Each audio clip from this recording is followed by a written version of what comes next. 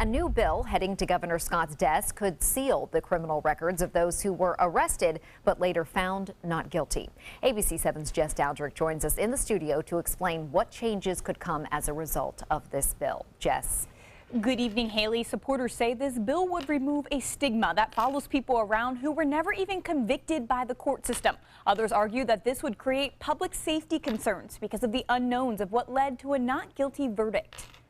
A person is innocent until proven guilty in the court of law. That's the theory behind a bill that would cause millions of criminal records to vanish from public view.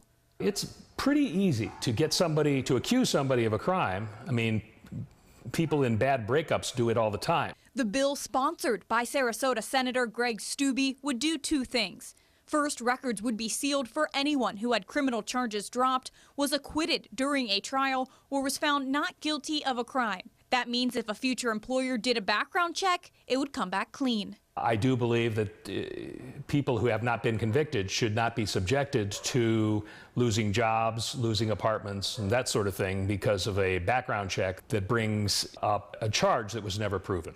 It would also require mugshots be taken off of publications or websites that currently request payment in order to remove them. Attorney Tom Hudson says this would not apply to news organization websites like mysuncoast.com. It only kicks in after the case is dismissed and the time for appeal by the state has expired. The bill passed unanimously in the state Senate, but it doesn't have everyone's support. I think the parents should be aware of this. I think many parents even aren't aware of this. One mother is concerned about finding a babysitter she can trust if a background check doesn't tell the full story. What's the use of doing a background check if none of this is reported, if none of this is filed?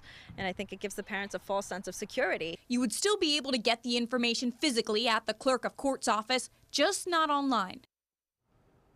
This would apply to well-known cases like Casey Anthony and George Zimmerman. If this bill goes into law, criminal background checks on both Anthony and Zimmerman would come up clean. Haley.